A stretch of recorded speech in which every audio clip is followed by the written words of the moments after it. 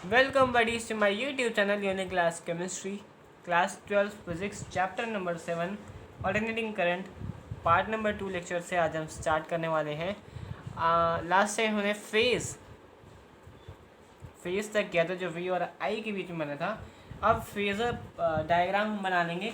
पिछली बार फेज़र का हमने ग्राफ बनाया था जो कि कर्व में था और जिसमें हम देखे थे फेज़ V और I का सेम हो गया, यानी कि V का 0, V का maximum and V minimum is corresponding to I maximum, I minimum and I 0।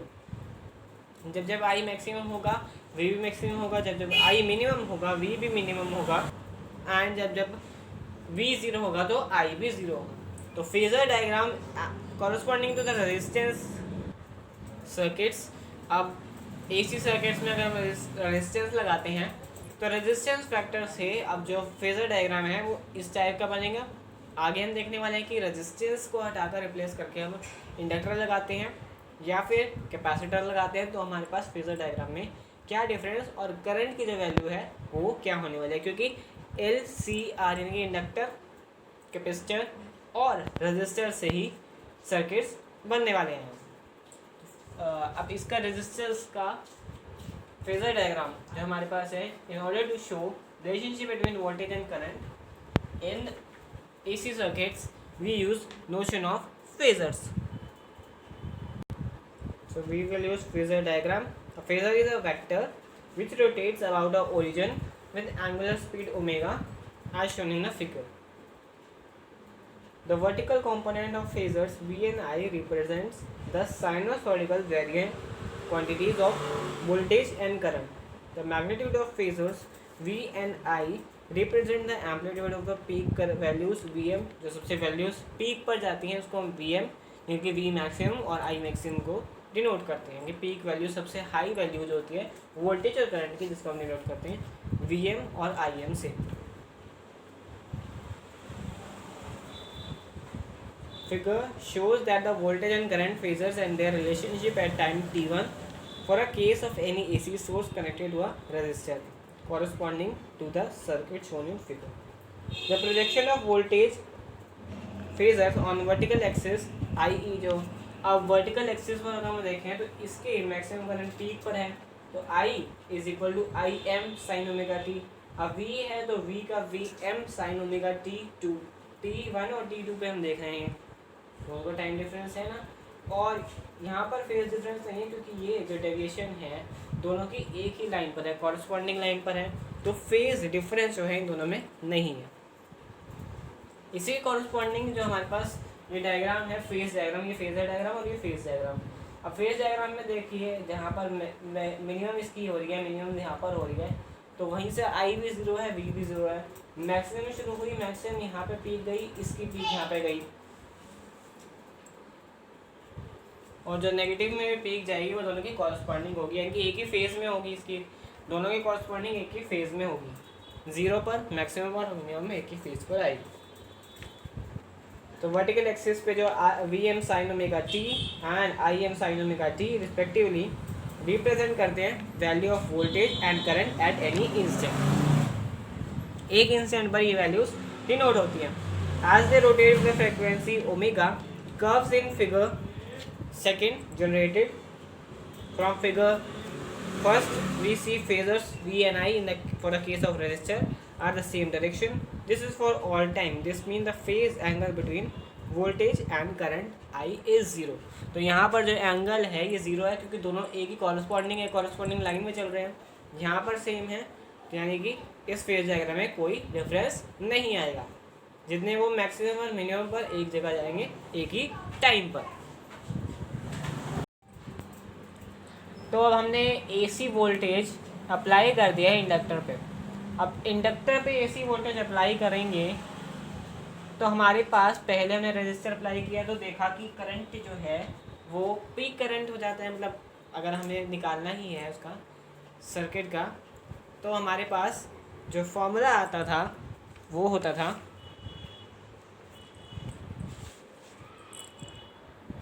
If R is a constant then I is equal to Im sine omega T.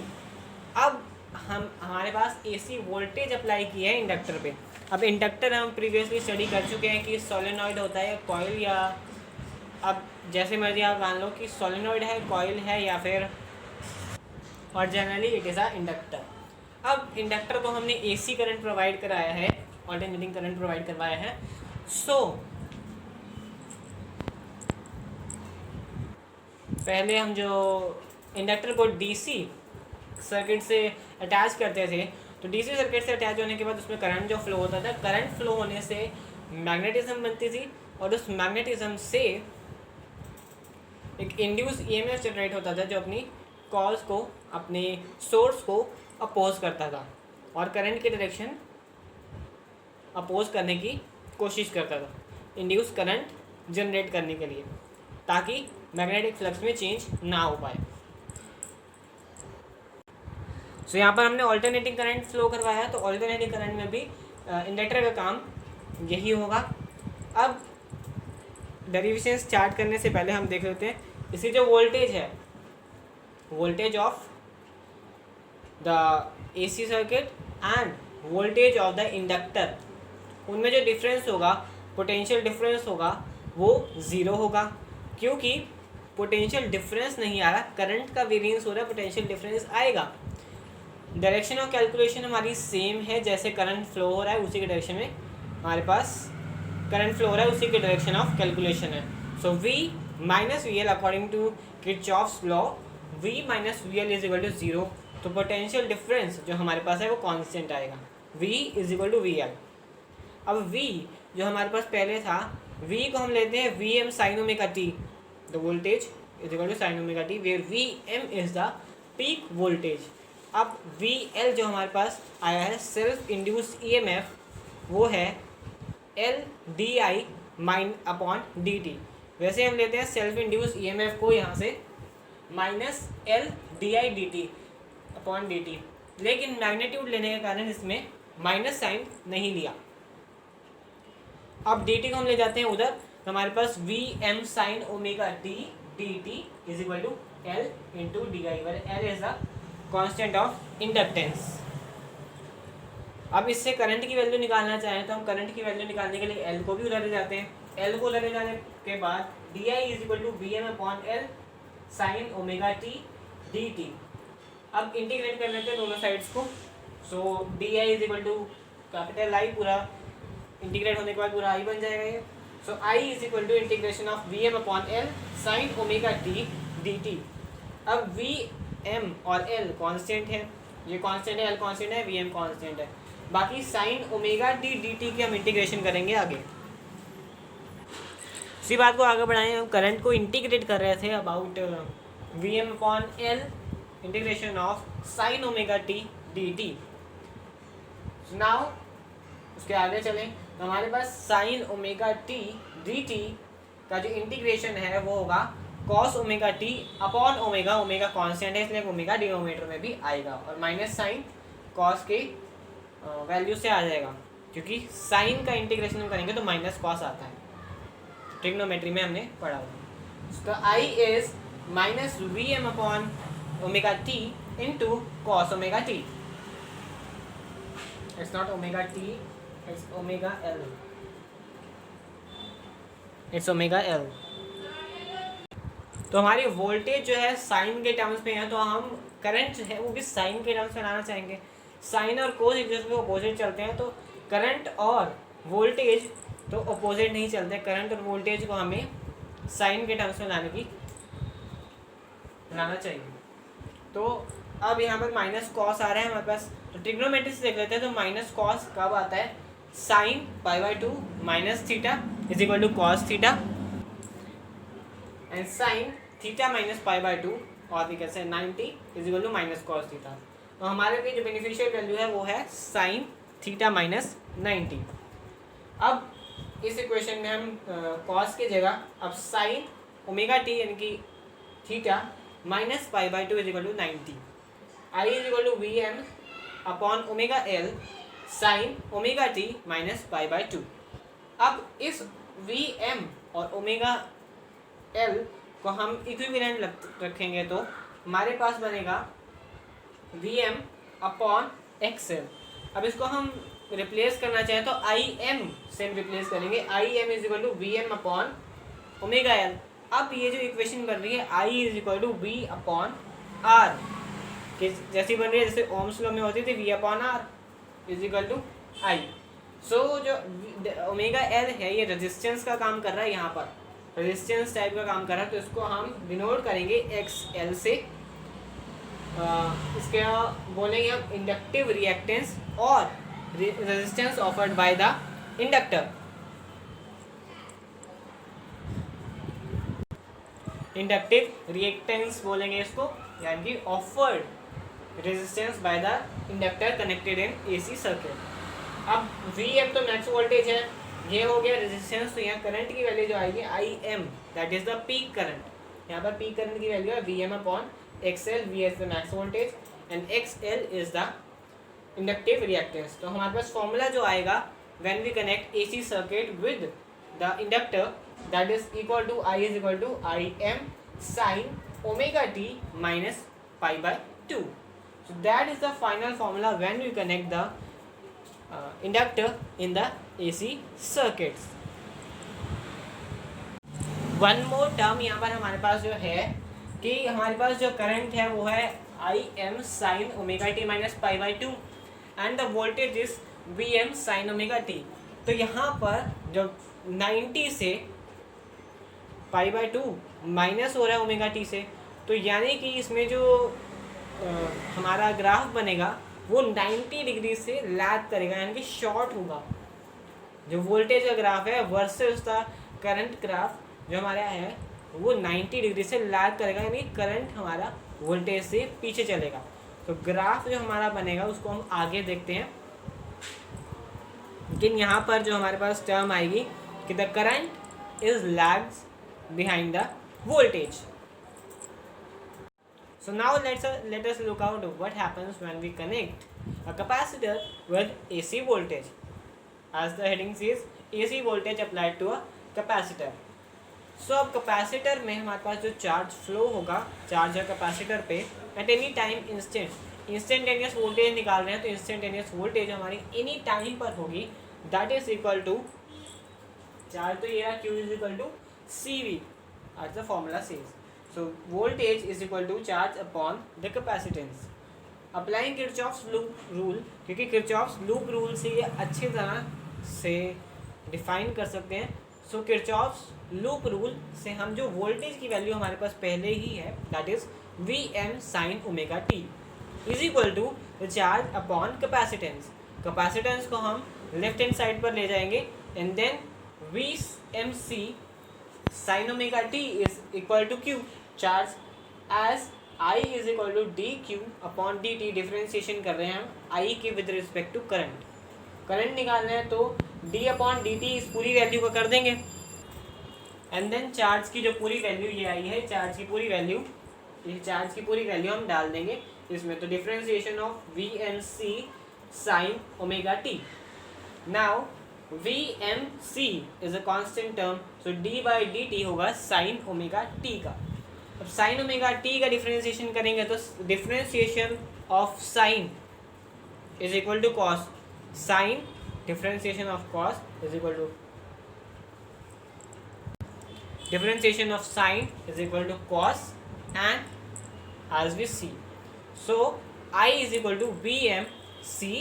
अगर differentiation कर रहे हैं तो cos का जो omega है वो ओमेगा आगे आएगा, अगर हम इंटीग्रेशन करें तो कॉस का ओमेगा जो है वो डिनोमिनेटर में जाएगा as we previously see.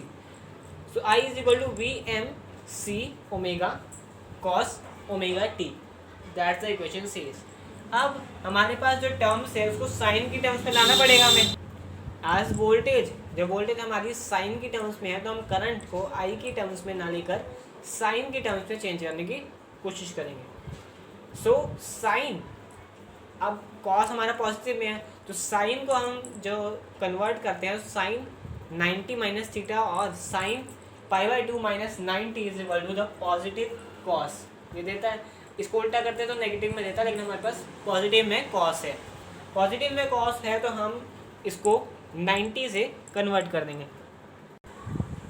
So after that sine pi by 2 minus नहीं था यहाँ plus, sine π/2 plus theta is equal to cos theta. तो यहाँ पर हमारे पास जो करंट की इक्वेशन बनेगी that is I is equal to Vm C omega sine π/2 plus omega T. Now इस CV को अगर हम ऐसे ना लेकर इस CV को हम नीचे ले जाएं, गैस ओमेगा C को नीचे ले जाएं, क्योंकि 1/ओमेगा C वही ऊपर जाके यही इक्वेशन बनेगी, तो इसको यहाँ ना लिखे ओमेगा C को हम नीचे लिखें। So this equation will react as I not और we can say peak current.